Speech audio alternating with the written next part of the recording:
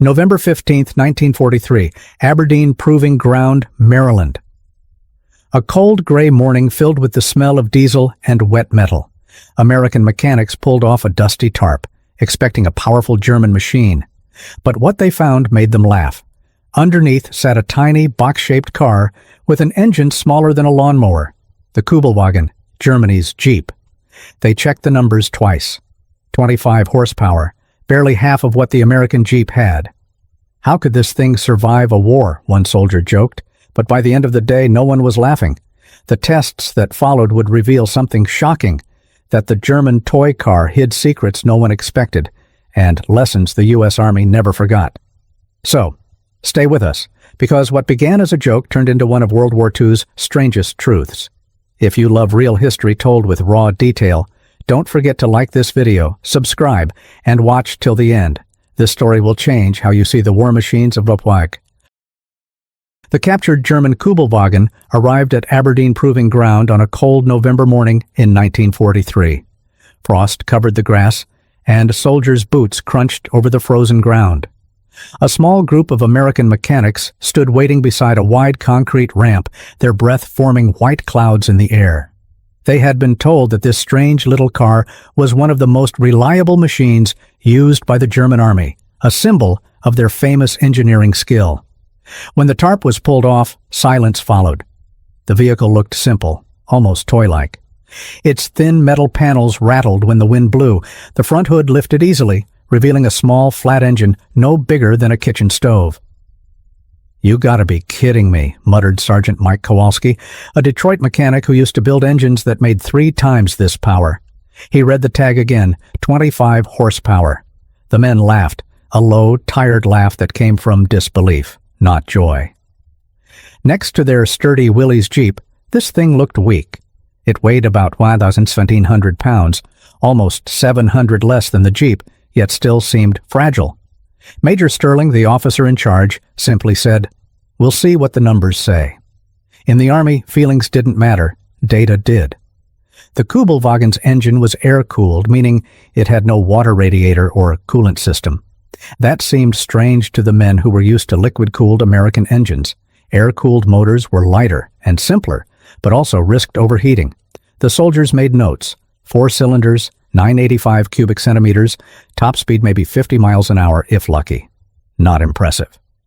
Kowalski leaned closer, listening to the faint ticking sound as the metal warmed in the sun. He could smell the sharp scent of old fuel and oil trapped from the battlefield. "Looks like something you'd use to deliver mail, not fight a war," he joked, and the others nodded. But Major Sterling didn't laugh. "It's lasted 3 years on every front Germany fights," he said quietly. "There's something here we don't see yet." They rolled the Kübelwagen into the test shed, the dyno room. Inside, the air was thick with oil fumes and the hum of machines. The team attached wires, gauges, and belts to measure power, speed, and torque. Corporal Chen, the youngest of the group, wrote down every number carefully in a small notebook. This was how truth was measured, not by pride, but by data. When the engine finally started, the sound was unexpected. Soft, even gentle. No roar, no deep growl. Just a smooth humming, like a sewing machine. The men exchanged looks. For something so small, it ran clean and steady. No leaks, no smoke, no shaking. "Huh," said Kowalski, half smiling. "She may be ugly, but she's polite." As the test began, the dyno spun up, measuring every ounce of the engine's strength. The numbers on the gauge confirmed it: 25.3 horsepower, at 3,300 RPM. The Jeep made more than double that, but the German car didn't strain or cough. It just kept going. The paradox grew stronger, weaker on paper, but calm and steady in action. Outside, the sun began to melt the frost, turning puddles into mirrors. The smell of hot oil filled the air. Kowalski wiped his hands on a rag and stared at the tiny car sitting quietly on the rollers. For the first time, he wasn't laughing. "Numbers don't lie," he said softly. "But sometimes they don't tell the whole story either." They didn't know it yet, but this little test would lead to something much bigger, a discovery about how wars are won not just by strength, but by smart design, good training, and the people who keep machines running when they shouldn't. And this was only the beginning. Inside the dyno room, the air buzzed with noise and the smell of burning oil. Gauges flickered, belts turned, and the little German Kübelwagen engine hummed steadily on the test stand. Sergeant Mike Kowalski stood with his arms crossed, watching the pointer on the dial move. The reading was clear, 25.3 horsepower at 3,300 RPM. 25, he repeated slowly, shaking his head. That's less than some lawnmowers back home. The other mechanics laughed, but Major Sterling didn't smile. Let's finish the test, he said. Numbers matter more than jokes. Next to the Kübelwagen, a Willys Jeep engine was already waiting for comparison. The Jeep's motor produced around 60 horsepower, more than double the German vehicle. When the Jeep's turn came, it roared loudly, shaking the floor. The difference in sound alone felt like a fight between a whisper and a shout. Still, as the tests continued, something interesting began to show. The German engine stayed cool and smooth even after running for half an hour. Its temperature held steady around 180 degrees Fahrenheit, while the Jeep's water-cooled motor often climbed higher. The Kübelwagen didn't use any coolant at all, just air. Simple, fewer parts, fewer leaks. Private Patterson, a quiet man who loved precision, leaned close to the clipboard. Fuel burn is lower, he said, half a gallon less per hour than the Jeep. The men exchanged looks. Half a gallon per hour meant a lot when fighting across long battlefields. They recorded more numbers, 0 to 30 miles per hour, 26 seconds. Top speed 50 miles per hour on flat ground. Jeep, 0 to 30 in 11 seconds. The gap was huge. The Jeep was fast, powerful, and built for climbing and pulling. The Kübelwagen was light and slow, almost lazy.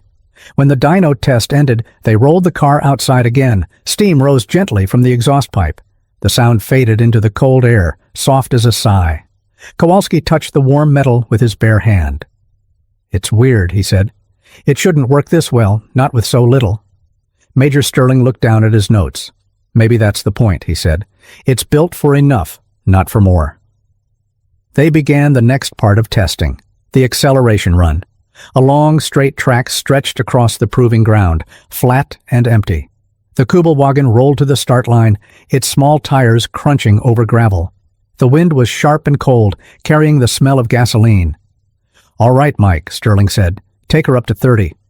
Kowalski nodded and climbed in. The seat felt stiff, the steering wheel thin and rough. He pressed the starter. The engine hummed instantly. He pushed the pedal down. The little car began to crawl forward, slowly gaining speed. The seconds ticked. 10, 15, 20, 26. The needle finally touched 30 miles per hour. When he stepped out, he was half amused, half impressed. Feels like it's giving all it has, he said, but she doesn't quit. The Jeep did the same run later. It hit 30 in 11 seconds flat, throwing up dust behind it. The difference was obvious, but the Kübelwagen had one quiet advantage. It never stalled, never overheated, and ran smooth every single time. Back in the workshop, Corporal Chen summarized the results in his report. The Kübelwagen lacks power compared to the Jeep, but shows remarkable fuel efficiency, cool operation, and mechanical steadiness. Major Sterling underlined one sentence. Reliability over raw power. That would become the phrase they used again and again in their notes. As the sun set over Aberdeen, the men packed up their tools. The orange light made the little German car glow faintly. It still looked weak, but the numbers suggested something different. Kowalski wiped his hands and said quietly, Maybe ugly things can still do their job right. But the real challenge was still waiting. Hills, mud, and time. That's where true strength would show itself. The next morning was colder. The wind from the bay cut through thick jackets and made every tool feel like ice. The men gathered around the Kübelwagen again, this time at the base of a long dirt hill. This was the real test, the kind that decided whether a vehicle could survive on a battlefield. Numbers in a notebook were one thing, mud, slope, and gravity were another. Sergeant Kowalski checked the car once more. The air-cooled engine hummed quietly as it idled. Feels like a sewing machine, he said, half smiling. Let's see how she climbs. Major Sterling nodded. Same load as the Jeep test, full gear and 2 men. The Kübelwagen was loaded with sandbags and tools to match the Jeep's weight conditions. The hill ahead rose at different angles. 8 degrees, then 12, then 27, the same gradients used for official Army trials. Kowalski put the car in first gear and began to climb. At first, it rolled smoothly, the tires gripping the frozen dirt, but as the slope increased, the engine began to whine. A thin, high-pitched sound like a saw cutting wood. The speed dropped. At 8 degrees, it still moved. At 12, it started to slow sharply. When the gauge reached 8 degrees on the meter, the car stopped moving forward completely. "Throttles to the floor," Kowalski shouted through the open window. The wheels spun helplessly, dust rose, and the smell of hot rubber filled the air. Major Sterling signaled to stop the test. The little car had reached its limit. They checked the thermometer near the cylinder head, 210 degrees Fahrenheit. The engine was overheating. Smoke began to rise from the rear vents. Kowalski stepped out, wiping sweat from his forehead. "That's all she's got," he said. "She's done." When the Jeep's turn came, it started up the same hill like it was nothing. The deep growl of its engine filled the cold air. It reached the top of the 27-degree slope without a pause. The contrast was painful to watch. "It's like watching a workhorse next to a mule," Patterson said quietly. Still, Major Sterling kept taking notes. "Power-to-weight ratio explains this," he said. "The Jeep simply has more torque. But the Kübelwagen's issue isn't power alone, it's traction and cooling." They ran the Kübelwagen again after it cooled down. This time they watched the temperature rise faster. Within minutes, the heat reached dangerous levels again. The design had no fan strong enough to push enough air over the engine when climbing slowly uphill. In open flat roads it was fine, but on rough terrain it suffered badly. Corporal Chen recorded everything carefully. Kübelwagen, maximum sustainable climb 8 degrees, Jeep 27 degrees, overheating after prolonged incline, loss of compression after repeated run. Later, in the small workshop, they examined the air filter. It was clogged with dust and oil. The design was simple but weak against dirt. "Every grain of sand gets in there," Patterson said, tapping the part with his wrench. "This thing would choke in North Africa." The paradox deepened. The German vehicle that had served across deserts and snow seemed fragile here, yet somehow it had survived years of war. "They must have used it smarter than we do," Sterling said. "They knew its limits." By late afternoon, the sky turned gray again. The men packed their tools in silence. The Kübelwagen sat still on the slope, smoke rising softly from its back.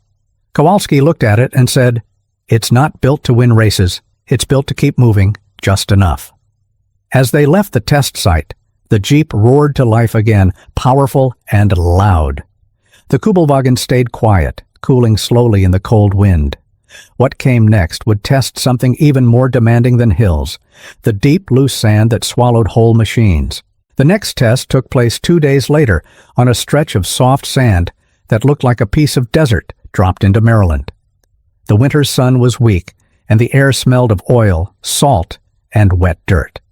This was the traction and mobility test, the one that showed how well a vehicle could move across real battlefields filled with mud, dust, or snow.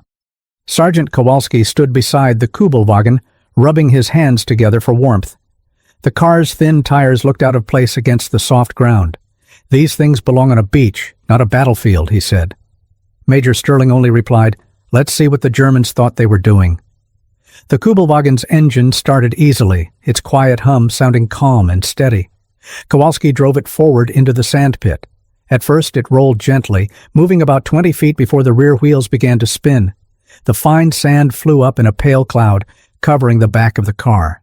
The vehicle sank halfway down, rocking helplessly. Kowalski pressed the pedal again. The tires spun faster, but the car didn't move an inch. "She's stuck," he said flatly. "No grip." Patterson came forward with a shovel, digging around the tires. "No tread depth," he said, shaking his head. "These tires were built for roads, not mud." The Kübelwagen used narrow street-style tires to save rubber, a smart decision for Germany, where supplies were short but terrible for soft terrain. After 15 minutes of digging and pushing, they freed the car. The Jeep's turn came next. Its wider tires bit into the sand easily. With a roar, it pulled forward, climbed the same patch, and kept going without trouble. Within minutes, it had crossed the entire sand track. The difference was clear in every way: speed, traction, and control. But something interesting happened when they checked the Kübelwagen's engine again.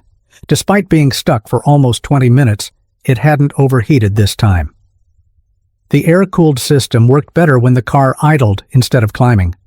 Corporal Chen took notes quickly. Kübelwagen, unable to maintain traction in loose soil. Lightweight body prevents deep sinking, but narrow tires reduce grip.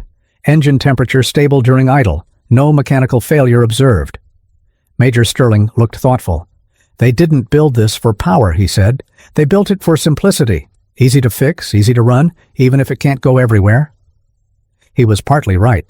The Kübelwagen had been designed for German roads and light terrain, not for climbing muddy hills or crossing soft beaches. But what it lacked in muscle, it made up for in how quickly it could be repaired. To prove that point, Kowalski decided to pull one of the rear wheels off, right there in the sand.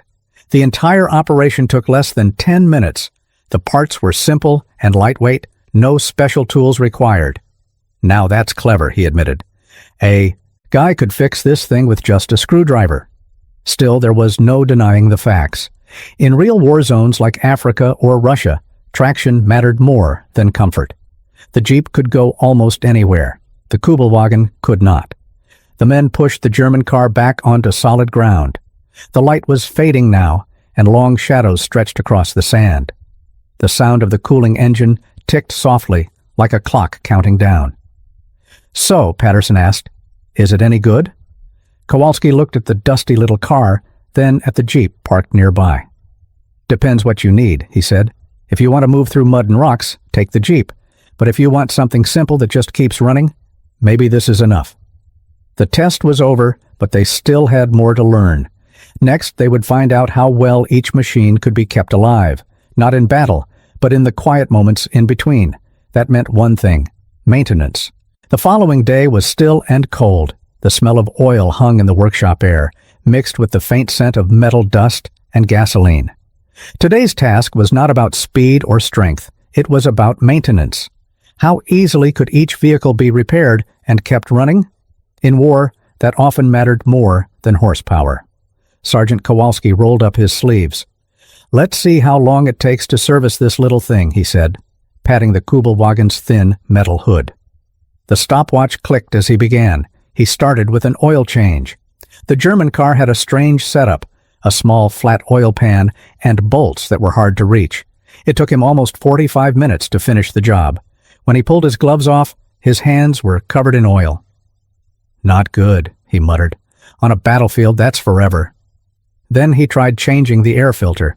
It was packed tight under the rear cover, held by a set of screws that needed a special tool. Every few minutes, he shook his head. "Too complicated," he said. "You'd need a clean shop to do this right." When they tested the same maintenance jobs on the Willys Jeep, it was a completely different story. The oil plug was easy to reach. The air filter popped out with 2 clips. The whole process took just 12 minutes from start to finish. Patterson, the quietest of the crew, made a note on the clipboard. Maintenance time difference: Kübelwagen, 45 minutes, Jeep, 12 minutes. Estimated 27% less vehicle availability due to servicing delays. Major Sterling nodded slowly. "That's not just time," he said. "That's how many vehicles are ready to fight. If a whole unit's maintenance takes that long, you lose a third of your strength without a shot fired." Kowalski agreed. "The Germans built for precision," he said. "We built for access. That's the difference." To push the test further, they decided to simulate field repairs, the kind soldiers would have to do in mud or snow. They intentionally loosened a spark plug on both vehicles and timed how fast it could be replaced. The Kübelwagen's spark plugs were buried deep under cooling fins. It took almost 8 minutes to change one. The Jeep's? 2 minutes, flat. By now, even Chen, who loved the German car's engineering, admitted, "It's clever, but not soldier-proof." Later that afternoon, they took a break outside. The wind had picked up again, blowing through the bare trees. The Kübelwagen sat open, its parts spread across a wooden bench like a metal puzzle. "You can tell the Germans cared about precision," Patterson said. "Everything fits tight, nothing wasted." "Yeah," Kowalski answered, sipping his coffee. "But war doesn't care about tight fits. It cares about who gets rolling again first." When they finished the last maintenance timing, Major Sterling summarized the results. The Kübelwagen was reliable when working, but slow to fix. Over time, that could reduce its total operational use by nearly 30% compared to American vehicles. In a long campaign, that was a major weakness. Still, there was something they respected about it. Every part had a purpose. No unnecessary wires, no extra weight. "It's not bad design," Sterling said. "It's just built for a different kind of war, one where roads exist and parts are close." As night fell, the men cleaned their tools. The sound of steel brushing against rags echoed through the quiet room. The Kübelwagen sat reassembled and running again, its little engine purring like nothing had happened. "Well," Kowalski said softly, "she may be slow and fussy, but she doesn't quit." Tomorrow would be the harshest test of all, one that no machine liked, the cold. And in that deep freeze, the truth about reliability would become crystal clear. The next morning, the world was frozen. Ice covered the ground, and a thin mist hung over the airfield. It was January 1945, and the temperature had dropped below 20 degrees Fahrenheit. Cold enough to make steel shrink and engines groan. The American mechanics knew what they had to test today: cold starts. How easily could each vehicle come to life after sitting all night in freezing air? Kowalski rubbed his hands together and said, "All right, boys, let's see if this little German bug can wake up." The Kübelwagen had been sitting outside all night, its thin doors covered with frost. He pulled the choke, pressed the clutch, and turned the key. Nothing, just a dull click. He tried again. The small 25-horsepower engine made a weak noise, but didn't start. "Come on, you little coffee grinder," he shouted, kicking the tire lightly. On the third try, it finally coughed to life, sputtering unevenly like a tired old man waking up. The smell of unburned fuel filled the air. Chen, shivering nearby, checked his watch. 2 minutes, 27 seconds to start, he noted. Then came the Willys Jeep. They had left it outside in the same spot, same weather. Kowalski jumped in, pressed the starter, and, vroom, the engine started almost instantly. 5 seconds flat, Chen said, smiling. That's a start any soldier would love. The cold test wasn't just about engines. They also checked how the vehicles handled frozen ground. The Kübelwagen, with its rear engine design, had good traction at first. It moved smoothly across the icy patch until it hit a slope. The back tires spun helplessly, kicking up snow. Without a four-wheel drive, it simply couldn't climb. Meanwhile, the Jeep moved forward confidently, its forward four system gripping the ground like claws. It climbed over the small hill, bounced down again, and stopped beside the German car. Kowalski laughed. You can't beat four-wheel drive. Physics don't lie. Still, they were surprised by one thing, the Kübelwagen's light weight. It barely sank into the snow. If it had just one more driven axle, Chen said thoughtfully, it could be a great little snow car. The men ran one more test, a fuel efficiency check. They filled both tanks and ran them until empty. The Kübelwagen went 280 miles on a full tank, while the Jeep managed about 240 miles. That's 1 point for the Germans, Patterson said. She may be weak, but she sips fuel. Yeah, Kowalski replied, smiling. She's like a marathon runner, not a sprinter. By midday, the cold test was complete. The Kübelwagen's air-cooled engine had survived the freezing morning, but it needed patience and gentle handling. The Jeep didn't care. It just started and drove. That was the difference between engineering precision and battlefield practicality. Major Sterling wrote in his report, in extreme cold, the Kübelwagen shows endurance but not reliability. The Jeep remained superior for rapid deployment under all weather. As the sun began to melt the frost, the men leaned against the vehicles, watching steam. Its engine could be taken apart with just a few tools, and every piece was light enough to lift by hand. If you had time and calm weather, Chen said, you could rebuild this thing anywhere. That's the problem, Kowalski replied. There's never calm weather in war. By the end of the day, both vehicles were covered in mud and scratches. The Jeep's tires were packed with dirt, its windshield coated brown. The Kübelwagen looked almost buried, but when they started both engines, they ran fine. The German car refused to die easily. Maybe that's its secret, Patterson said quietly. It's not powerful, but it keeps going, like the people who built it. The men stood silently for a moment, watching steam rise from the hoods. The test had shown the truth. The Jeep conquered the battlefield, but the Kübelwagen survived it with dignity. Major Sterling closed his notebook and said, "One more test tomorrow. Not about mud or cold, about meaning. We'll find out what this little German car really says about the men who made it and the war they fought." The mechanics packed up their tools as thunder rolled in the distance. The war was still raging across Europe, but here, in this quiet camp, two small vehicles had told a bigger story, one of struggle, pride, and very different kinds of strength. The next morning was quiet. The rain had stopped and mist hung low over the fields. The Kübelwagen and the Jeep stood side by side, both covered in dried mud, looking like old soldiers after a long battle. This was the final test, not of power or endurance, but of understanding. Major Sterling gathered the team around. "Gentlemen," he said softly, "we've tested speed, power, repairs, cold, and mud. Now we ask the real question. What do these two machines mean?" The men looked at the Kübelwagen. Its small frame, 25-horsepower engine, and simple design told a clear story. It was made for order, control, and rules. Everything about it felt strict and exact, like the army that built it. "The Germans built this car for a perfect system," Chen said. "Every bolt, every wire has one place, one purpose. But war isn't perfect. It changes every minute." Then they turned to the Jeep.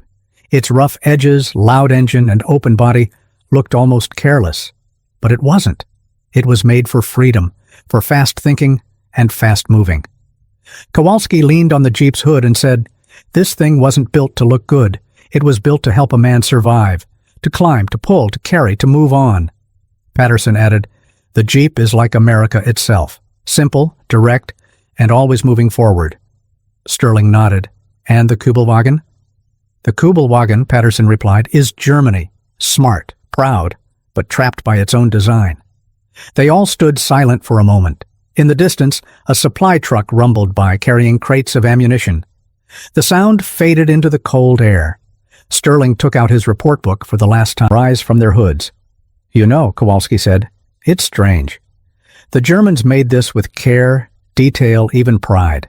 But war doesn't reward pride. It rewards what works." The others nodded silently. They weren't just testing machines anymore. They were seeing two philosophies of war, one built around control and perfection, the other built around flexibility and speed. And the next test would bring that contrast to life even more, when the two vehicles would face real field conditions side by side. Mud, ruts, and chaos, the true battlefield of machines. The next test came with rain, heavy, cold, and endless, the kind that turned every road into a muddy trap. The air smelled of wet soil and exhaust. Boots squished into the ground with every step. This was the perfect time to see which machine could survive the real battlefield conditions. Not a workshop, not a smooth road, but pure chaos. The test area was an old dirt road outside the camp. The soldiers had dug shallow ruts and poured water into them, making the ground soft and sticky. "All right," Kowalski said, holding a stopwatch. "Same rules. One Jeep, one Kübelwagen, one hill. Let's see who makes it." Chen got into the Kübelwagen first. The small German car looked confident, light, and simple.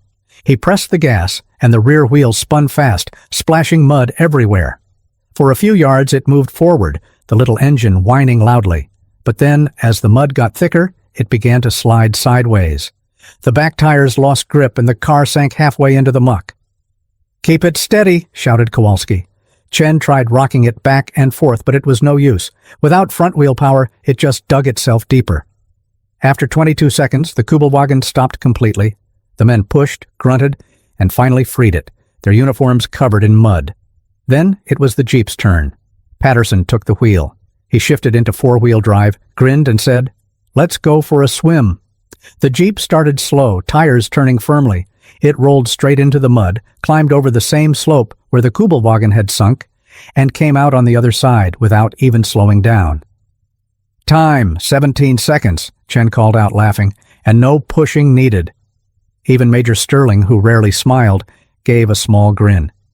"That's the difference right there," he said. "You can build precision, or you can build power that forgives mistakes." But they didn't stop there. The next part of the test, was damage control. They wanted to see what happened if the vehicles were hit, not by bullets, but by real-life wear. Dents, broken lights, bent fenders. Kowalski gently hit both cars' side panels with a steel hammer, simulating shrapnel impact. The Jeep's body flexed slightly, leaving a dent but no cracks. The Kübelwagen's thinner metal caved in easily, leaving sharp folds. "Too thin," Patterson said, touching the metal edge carefully. "Saves weight, but one good hit and you're done." Still, the Kübelwagen had one big advantage: simplicity of parts. He wrote slowly, his pencil scratching on paper. The Kübelwagen is a product of precision. The Jeep, a product of practicality. One values control, the other adapts to chaos. In war, the winner is not who builds the most perfect machine, but who builds the one that keeps going. As the sun broke through the clouds, light fell across both vehicles. Mud glistened on their bodies like battle scars. Chen smiled faintly. "You know," he said, "we started this to laugh at that little German car. But I think we ended up respecting it." Kowalski nodded. "Yeah, it might not win the war, but it fought its own fight." The men cleaned up their tools one last time.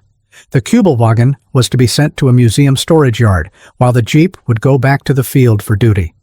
Two machines, one captured, one homegrown, both symbols of the world's greatest struggle. As they watched the vehicles being driven away, Sterling said quietly, "They came from different worlds, one from discipline, one from freedom, but both served men who believed they were right." The wind picked up again, rustling through the grass. Somewhere far away, artillery echoed faintly, a reminder that the war still raged. But here, in this quiet camp, the lesson was already clear. In the end, the Americans didn't just capture a German car, they captured an idea. They learned that power is not always about precision, it's about what lasts when everything else breaks. The Kübelwagen had made them laugh at first, but by the end, it made them think. They had come as conquerors, Sterling later wrote, but they left as students. And as history proved, America's greatest weapon was not its horsepower, it was its ability to adapt.